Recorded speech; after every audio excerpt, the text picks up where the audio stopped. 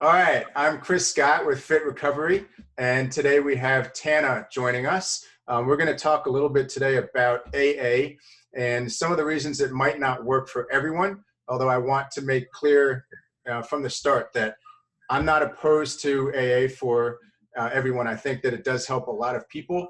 It's just that everyone is different biochemically, psychologically, spiritually even. And so I think that it'll be really good to have Tana on. I'm in my 5th year alcohol-free. I'm the founder of Fit Recovery. Tana is in her 2nd year alcohol-free. And so I guess we'll get right into it. So first, Tana, let's talk a little bit about your experience before you quit drinking. You know, what were you going through? How long had you been drinking? And then I guess at what point did AA enter the equation as a possibility for you? Okay, so I started drinking when I was 14 and, got in some trouble in high school with drinking. So I had to go to an outpatient rehab. And with that, I had to do AA as well. I believe that was court ordered. So that was kind of a long time ago, but I do remember just feeling very uncomfortable, with the whole idea of having, as I'm trying to overcome my struggles, having to go and talk to people and apologize. It just was very overwhelming. And then later in life, after I had my first son, when I got back into drinking, I decided I don't want to drink anymore. So I decided, okay, well, maybe I will just go to AA meetings and that can help. Because, when you're trying to quit, it's hard to figure out what's going to work, what's not. I knew I didn't need to go to an inpatient rehab or an outpatient rehab. I knew I didn't need to do any of that, but I did know I needed some sort of support because me quitting on my own wasn't working. Mm-hmm. So I think I went to 2 meetings maybe, and I did get a coin, which is probably somewhere in my house hidden. I think I was like a week sober. They gave me a coin, but I just remember lots of coffee, just late at night, lots of coffee, donuts, lots of smoking. Mm-hmm. Just didn't feel comfortable in that setting. You touch on some important things there that I can absolutely relate to. I mean, I went to a detox as well. We had to go to AA every single day I was there for weeks. I don't even remember how long I was there because it was such a blur. And I did try to do the 30 meetings in 30 days when I got out. I think we were supposed to do 90 and 90, but I didn't get to that point because I was just like, every time I went to a meeting, it was like I increasingly wanted to drink. And I knew that wasn't normal. And I had been kind of trained from detox to not trust my own brain or my stinking thinking, as they said. And so I felt bad that I didn't like these meetings. And so my first thought was, well, my disease wants me to not go to the meetings so that I can drink. And I'm selfish and I'm bad and I'm going to take a moral inventory and write about how bad I am in my journal. And it didn't occur to me until much later that, what if there were an alternative way to conceptualize recovery? Instead of using shame as the #1 tool against people who are drinking, what if we used accountability with positive reinforcement? What if we didn't see a slip as proof that we were bad people or had a disease that was out to get us? What if we were to use, empowerment instead of powerlessness? And that's something I got from reading Tony Robbins, which is, I feel like everyone reads Tony Robbins except for people who are reading and so like every major success story who I've wanted to emulate. And, since I quit drinking, I found that alcohol was such a confining thing. Ever since I quit drinking, I was liberated to pursue all sorts of things with these high energy levels. And one of the things that I was liberated to do was read lots of books. And so I read Unlimited Power by Tony Robbins. I read Awaken the Giant Within. And it's, I was like, from these books alone, and that was just the start of it. I probably read 4 or 5 dozen books in the year after I quit drinking, just to try to feed my mind with new ideas and thoughts and perspectives. But just from those 2 books, it seemed like, well, here is a viable model for empowerment that is stark contrast to the powerlessness, I would say, dogma that a lot of people are taught after they quit drinking. And Not to say that it doesn't apparently work for some people, but it doesn't work for the majority of people, you know? And so something else that I wanted to talk about was, it seems like a lot of people object to AA because they find it to be religious. And yet at the same time, a lot of people do incorporate spirituality and religion in their recovery from alcohol addiction. And you know, you're one of those people, and yet you didn't use the AA model. So it's not that you're not spiritual, it's just that you chose a different path, right? And so would you be willing to talk about that a little bit? Yeah, so, well, a couple of things is definitely probably the powerlessness to alcohol. And, you know, I just think that, I think it all comes with having that desire. And I know Tony Robbins talks a lot about desire, and like we have that desire, and then you go to these meetings and they tell you, well, you're powerless to alcohol. No, you're not. You can control your cravings. You can control those things. There just may be some different things that you need to do. And going and talking about your problems every single night is not empowering you, you know, in a way that it should. So, you know, definitely I am a true believer in God. I know that He is who got me here. But I also know that I have been praying for a long time to quit drinking. Mm-hmm. And God does answer your prayers, and He answers it in great timing all the time. So it really was my faith, but it was also the desire. And then it was the realization that I can't overcome this. There's just some things that I need to fix inside of my body. Yeah. But the fact of the matter is that I did have that desire. I did have that faith, and I was proactive. And instead of, you know, I remember when I would first start trying to quit, I would count the days. I'd be like, oh, it's been 4 days. And then, oh, it's been 10 days. And then have to start over. Oh, it's been 20 days. And then all of a sudden it was kind of like when I stopped quitting and I started fixing me and being proactive and doing things that made me a better person and continuing my prayer, that I realized, hey, I haven't counted. How many days has it been? Oh my gosh, it's been 60 days. Mm-hmm. You know, it's just, and you were also being more compassionate to yourself, I'm sure. Yeah, definitely. I wasn't beating myself up of like, oh my gosh, you know, 5 days. It's only been 5 days. I still feel like crap. No, I had literally stopped thinking and worrying about it. And instead I was focusing on positive things and doing things to make me feel better. Not necessarily just drowning myself with other things to numb, like caffeine and sugar and things like that. But just realizing that I need to focus on improving myself and surrounding myself with people who are positive, you know, have goals in life and things like that. Yeah, well, that's great. You know, I relate to everything that you just said. And I haven't written about this on my site, I don't think, and I don't think I've mentioned it in a YouTube video, but when I was in detox, I actually had like a profoundly spiritual experience. So you could say borderline religious. And I'm also a religious person as well. I was raised Christian, and I was sitting in this little chapel. I was probably a week off of the benzodiazepines that they gave me to taper off of so that I wouldn't go through horrible withdrawal. But I was by no means biochemically stable. I mean, I was still feeling weird. I didn't know anything about supplementation because they didn't teach it to us there. And I was sitting there and I saw this like light come through the window of the chapel, a stained glass window, and it started inching its way toward my foot. And I was just watching it. And then eventually it reached me and it encompassed my entire body. And I don't know, like, call it a coincidence. I can't prove that it wasn't, but it was like in that moment, I felt 100% certain that I was going to eventually figure out my situation and transcend alcohol. And so obviously if I knew the ingredients in order to have that kind of epiphany, I would tell everyone. You know, maybe was I just lucky? I don't know, maybe.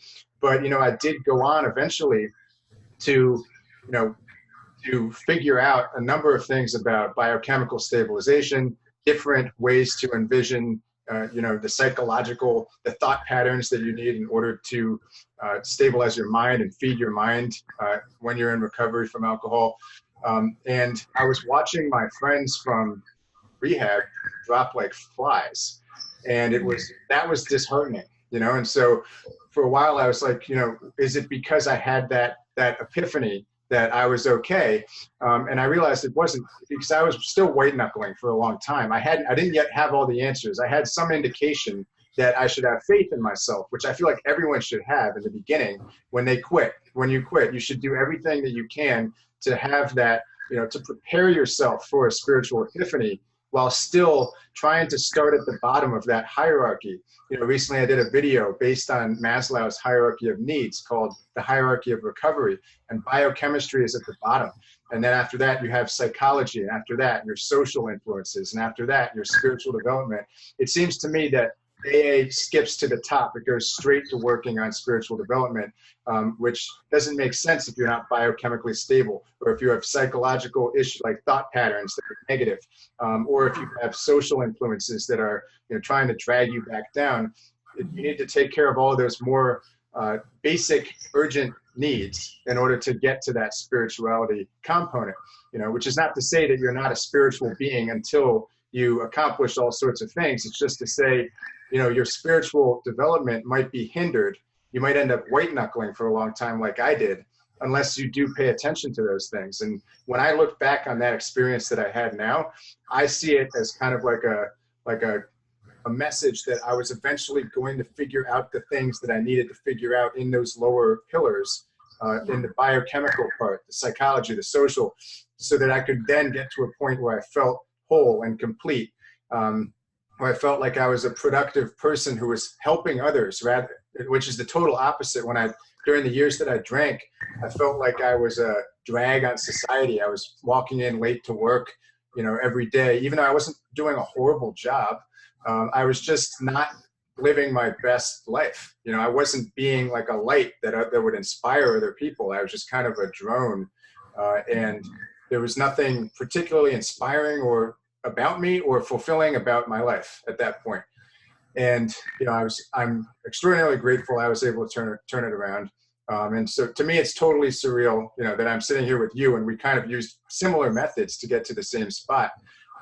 And it's bizarre to me that people find biochemical stabilization using and repair and optimization using supplements, exercise, very basic diet changes. They find that to be radical when everyone except people in the, I would say, recovery industry are using them. You know, we have biohackers with podcasts now with millions of listeners who are telling people about gut health and telling people to eliminate sugar. And yet we have a bunch of people sitting in AA meetings who are eating donuts and drinking coffee and wondering why they're restless, irritable, and discontent. So, you know, I want to also get into the specifics of what worked for you as far as, you know, which specific strategies, and obviously everyone's different, but what do you think it was that allowed you to, since it wasn't AA, but it was these other strategies that allowed you to get to that point where you were at 60 days finally, after struggling for so many years? Yeah. You know, going back real quick to the AA meetings, in my heart, I knew when I would go into that one or two meeting that I went into, in my heart, I knew, I was like, this isn't for me. I don't want to sit here and talk about my problems. Like, we all know what our problems are. I don't want to go and express them to other people. I just want to feel better and I want to do better. And like you said, I want to bring value to this world. And I think most of us have that feeling. So when we're sitting there and we're just talking about our problems, that's not helping us get closer to our goal of bringing value to this world, getting better, being the best person we can be. So I've always wanted to be a better person. I've always wanted to help people. Like, that's always what I've wanted to do. And then I just got sucked into this alcohol. And like you, I felt very like, I'm not doing anything for society. Like, some days I feel like I'm a zombie. Yeah.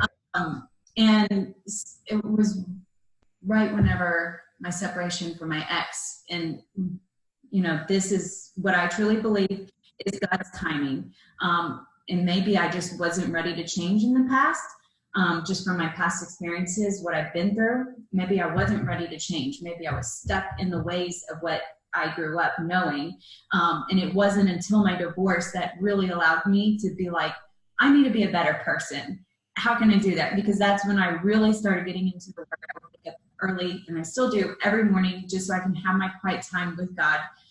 And I would just pray, like, I want to be a better person. I have to be a better person for my kids. I want to do better, and I want to do better in society. I want to be a good role model. And I don't want them to grow up thinking, oh, this is the way to live. Like, I'm going to grow up and I'm going to drink and I'm going to make wrong choices. And I feel like if I would have stayed on that path, that's what they would have seen.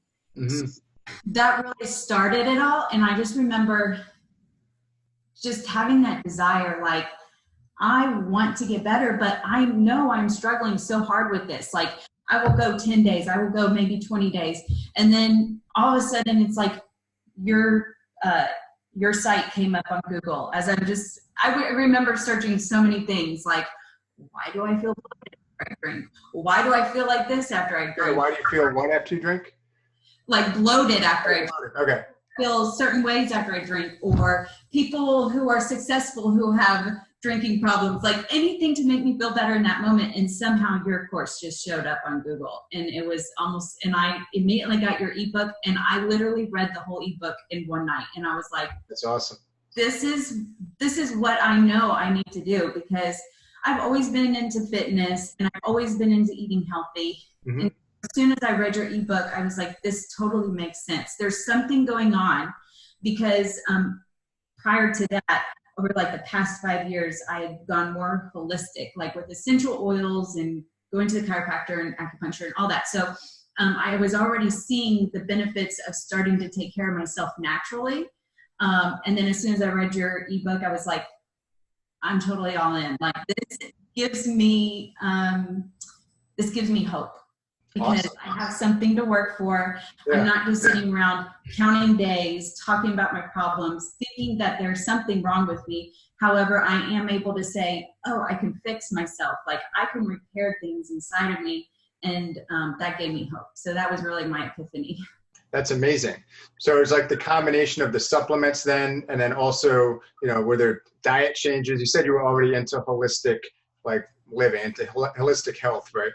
Yeah. So I remember when I would before your course, when I would quit drinking, and when I was counting the days, I literally would eat like a tub of ice cream and then some donuts. And I was like, why am I craving so much sugar? Yeah. And then I read somewhere online, like, oh, it's normal. Just eat as much sugar and fries as you want, because that's your body repairing. And I was like, at least it's not alcohol.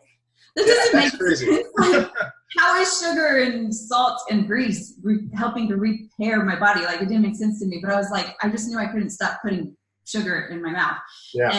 And, so, going through your course, I was like, okay, I have to be strong. I have to have this willpower. And it was much easier after I went out and bought the supplements, because at first I didn't want to go out and buy all the supplements. I was like, it's kind of quite a bit of supplements. Yeah. First. But then as soon as I did buy them, over time, you don't have to constantly be buying all this amount of supplements. But as soon as I did and I started taking it, I started feeling better and realizing, okay, I'm stronger than that craving for that donut, or usually with ice cream. And I had more energy. So the more energy I had, the easier it was for me to go outside and work out and not just sit in the house and think about eating food. Yeah, well, that's good. But I mean, I think also, because everyone's biochemically unique, usually people find a few supplements that work best for them. And I call them like my miracle supplements. They included things like basic things like magnesium citrate, DLPA, which is an amino acid. Ashwagandha was a miracle supplement for me at one point. And so it could be, though, totally different for you, which is why I think it's important for people to learn about not just, have a list of supplements for that. It's, it's a one size fits all thing for people in alcohol recovery. I think it's important for people to understand what they do, and also not have a pill for an ill mentality. So while the supplements are very helpful, they work synergistically with things like getting exercise in, and it matters what type of exercise you do. You don't want to work out too hard if you're in withdrawal, for example. You don't want to eat a diet that's really high in sugar, because you're going to end up with alcohol cravings, as you alluded to. So it goes hand in hand with diet and with lifestyle, getting enough sleep. It sounds kind of common sense, but the supplementation is not common sense. And one of the big concepts that people don't understand is biochemical individuality, or often don't understand or overlook. And so, because everyone's biochemically different, an amino acid that gave you your life back, that costs $7 from Amazon, might make me just a little bit lightheaded, and I end up sending it back. And that's because we're biochemically unique. And I always, whenever I look on Amazon reviews and I see a comment, for something that I know is fine, like magnesium citrate, and there's someone who says, total scam, doesn't work, don't waste your money. It worked for them. Yeah, you're not biochemically the same as everyone else. So that's not a rational thing to be writing in the review. But that reminds me real quick is like one thing for me, I know the L-glutamine helped me with the sugar cravings, for sure, but I also remember still feeling very fatigued and still feeling kind of a little bit depressed. And so I found, someone said, well, maybe your adrenals, you have adrenal fatigue. So I looked into that. We're taking rhodiola oil. Rhodiola rosea. Yeah, I took it as a little tincture, and that totally, helped with the fatigue. But it wasn't until I could start learning it through your site, talking with other people, that I would never have came across rhodiola on my own. That was tremendous help for me. Now, someone like my boyfriend who has tried it and was like, no, that didn't work for me at all. Well, that goes back to what you were saying, is that we are in those ways. Yeah, biochemical individuality is huge. The good news is there's a fairly finite list of things that can help, and so you can kind of work your way through the list and see, use intelligent experimentation, trial and error, to figure out what works. And it's always a great feeling when you end up finding something that actually does work. And now, to be fair, I want to say that I have had private clients. I've had people in my course who do go to AA, and who have in the past. And I've been asked before, this is an interesting question, like, Chris, would you support AA if it had like a biochemical component? So like, I guess if somewhere in the big book, if it had a chapter on supplementation. And so that leads to two thoughts, for me. The first is I neither support nor don't support AA. I think it's, as with biochemical individuality, there's probably psychological individuality. I knew of a case, it seems to me that AA is best understood and can be deconstructed as an outgrowth of American Puritanism, which some people find somewhat dated. And I remember, and so with a focus on redemption, with a focus on kind of confining you socially and spiritually to these people who are now your home group, so to speak. Maybe that's harsh language to say confining you, but I do find that people tend to be very AA-centric. They put their recovery above all else. I don't put my recovery, I don't even say I'm in recovery, I say I'm recovered. But anyway, just kind of like you're joining a, not necessarily religious, but a spiritual group that takes precedence over everything in your life, and that is what they preach. I think that's a fair description.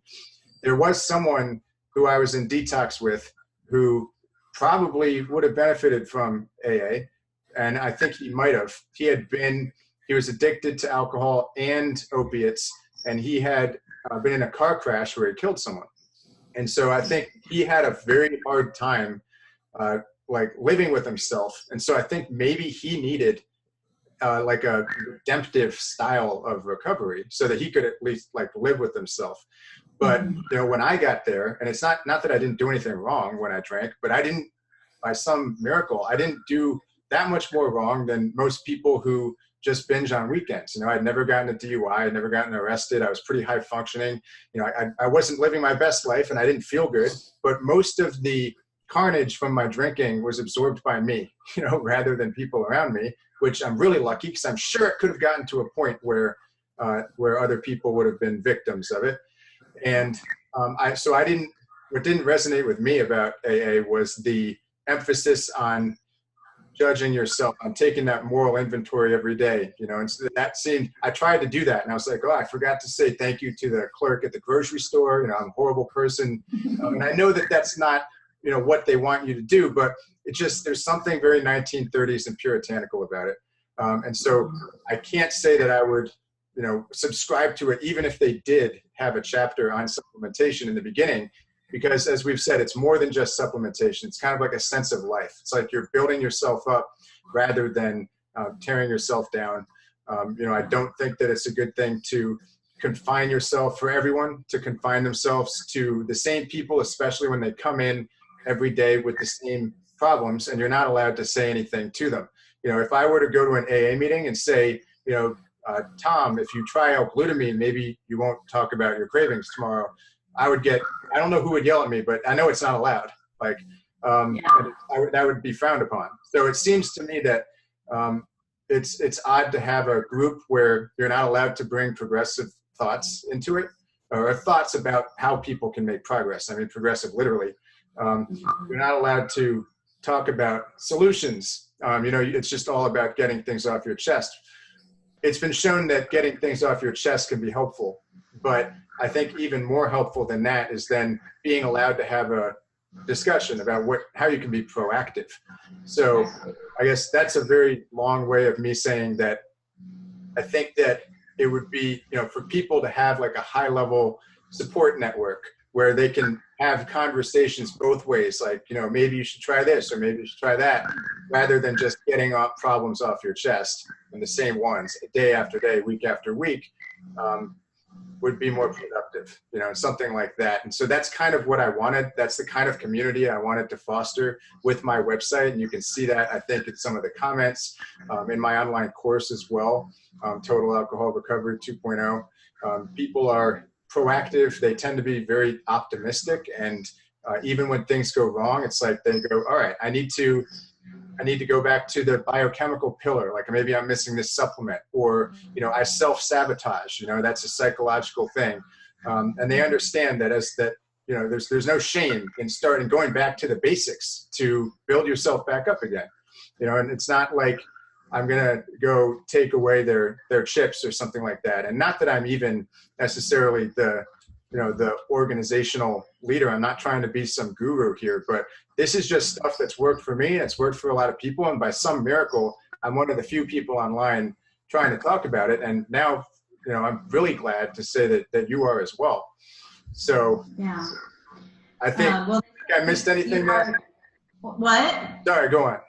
No. Sorry, go ahead. I was going to say, do you think I missed anything there? No, not at all. I think that's great. You know, I think that they say you are the average of the 5 people that you hang around the most. Yeah. So if you're going to these meetings, you have to ask yourself, if I'm going to these meetings and I'm hanging around these people every week, all the time, and all we're talking about is problems and how we were powerless and things like that, is that the person you want to be?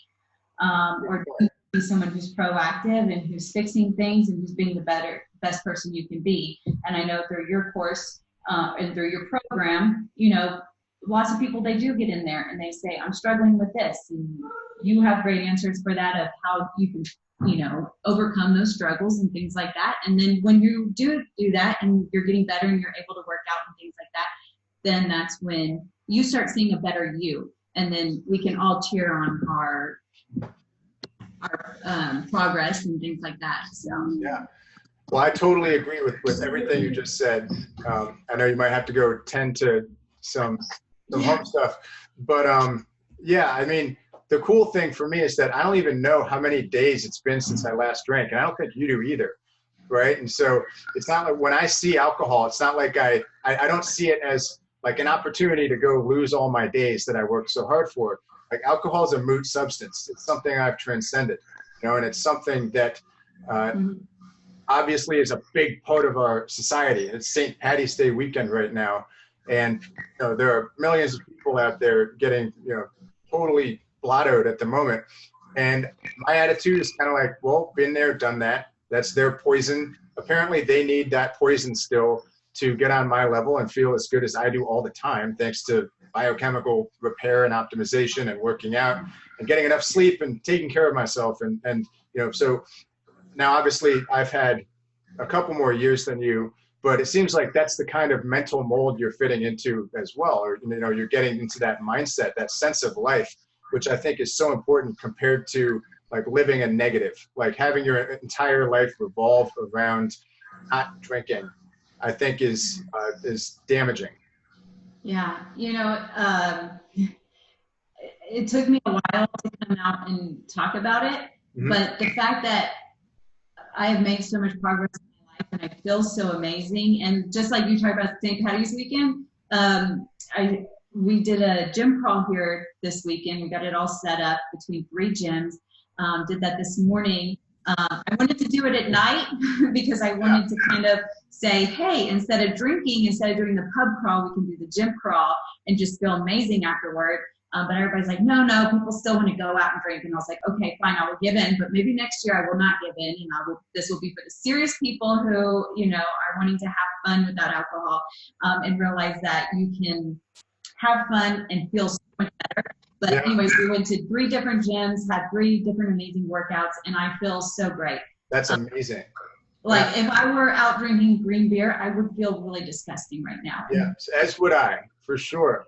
Well, I'm envious of you because I've developed an elaborate Saturday routine that facilitates all of those feel-good chemicals. And it got disrupted because here they are having a big St. Patty's Day parade, and my yoga studio is not offering classes today. And that's like the centerpiece of my Saturday routine. So usually I meet up with a buddy of mine who I've like totally converted into my routine.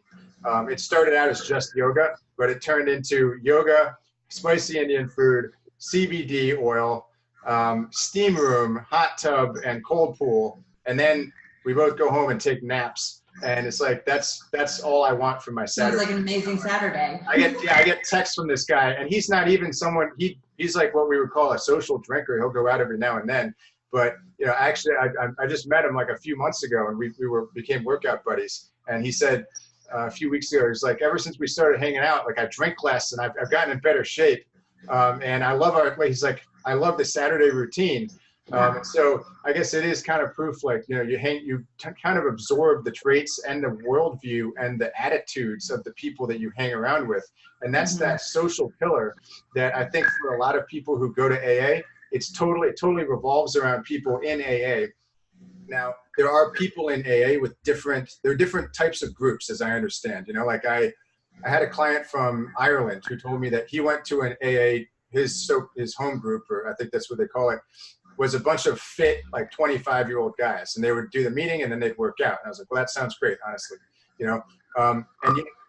I probably went to a dozen different AA like houses or meetings or wherever they were hosted, and it's like the only type of person I met there was like older and like very austere, like definitely not into exercise, not into diet, very what would you call it?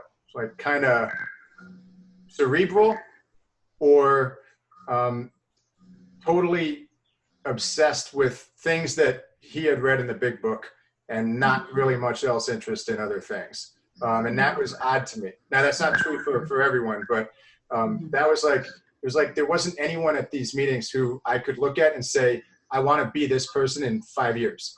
You know, and I would ask them like, will I ever stop craving alcohol? And they would say, most of them would say no.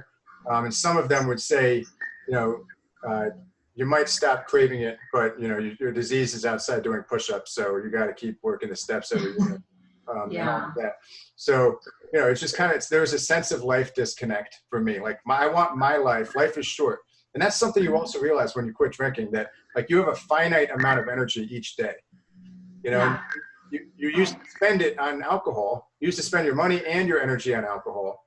Then when you quit and you realize that alcohol was just monopolizing feel-good chemicals that can be and should be released in response to real, concrete, reality-based things, then you're like, all right, so how do I conserve my energy? How do I get enough sleep, which alcohol is really bad for? And how do I wake up and do all of those things that I want my life to revolve around from now on? You know, things that give me fulfillment, or even things that are like a good short-term sources of euphoria, you know, that are not harmful for you. Like now, the first time I did hot yoga, I thought I was going to die. And I was like, why am I in here? I'm the biggest, most awkward guy in this room full of girls. I love hot yoga.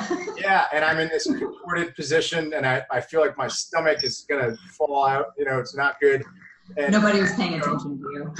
Yeah, now I go there, and it's like this release. It's like my whole body, it's like pins and needles on my skin, and I'm like, you know, getting toxins out of my body, and I feel amazing, and I'm oxygenating my brain. So it's like you build these new neural pathways that, you know, totally supplant the old neural pathway, which was wake up, feel like crap, go to work, hit the liquor store, drink on the couch, and pass out. That seems so boring. Like, why would anyone want that? And yet, waste of life. Yeah. And so, you know, we know why people want that. It's just, they don't actually want it. They're just stuck in that physical and that biochemical trap, you know, and when you're in a biochemical trap for long enough, you end up in a spiritual trap as well, because it monopolizes your energy and your feel-good chemicals, and you're not capable of having a happy, fulfilling life when you're in that kind of trap. So, you know, I think I did a lot of digressing there. Can you remind me what my original point was? I'm sure it was somewhere in there. I can't think, but yeah, no, it is. It's I think it was focusing on a negative was the original thing that I had mentioned. So instead of that, you know, I think it's very useful for people to start focusing on positives, you know, and rather than that kind of negative alcohol avoidance mentality, to proactively design their optimal lifestyles and their optimal lives. And that's something that, you know, you and I kind of do. It's like, it's easy. It becomes easy after a certain period of time. And it's something that, for whatever reason, it doesn't occur to people who have confined themselves with alcohol and then confined themselves within whatever the norms are within their AA group and the dogma. Yeah, and especially just the being anonymous part.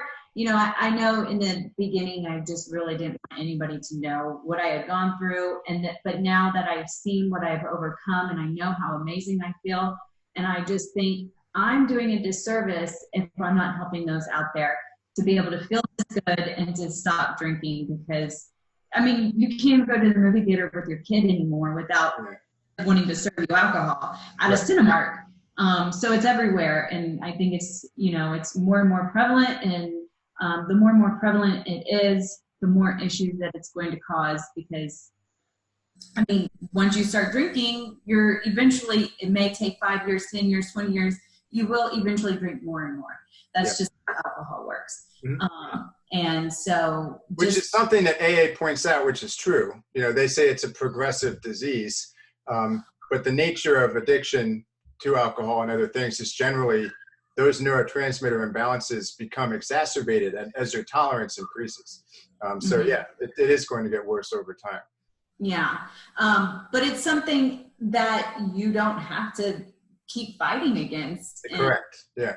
You know, after coming out of that, I'm so glad that I don't have to be confined to a meeting every week or every night just to keep myself from going to the liquor store. But I can share this amazing news with people because I feel so great. Yeah. So that's amazing. And I remember when you joined my course, and you know, you had said in the discussion forums, like, it seemed like you were having a pretty hard time. And now it's like, you know, it's like you saw the light at the end of the tunnel, and now it's like night and day, the contrast, you know, Tana now versus Tana then. So share it with everybody, whether they're here or not. Well, now you are a fit recovery specialist, so you're talking to people, and I want to mention that we have the link. If you would like to talk to Tana and you're watching this video, we have a link that you can use to schedule a meeting, just a 20-minute discovery session to see if there's any way that Tana or I can help you. And otherwise, of course, we have just Google Fit Recovery, and you'll find my website as well. And you'll also find an article guest written by Tana if you go to the blog section, which is a really awesome article. I think that has a lot of likes. Like, everyone loves that article. That was great.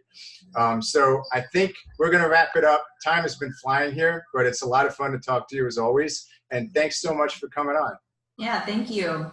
And I look forward to anybody who wants to reach out for a phone call to see how we can help them. So awesome. Well, thanks again, Tana. Enjoy your St. Patty's. I hope you get some rest after your gym crawl. I'm drinking lots of water. I'm so thirsty. Me too. All right. Thanks so much again. All right. Bye. Thank you.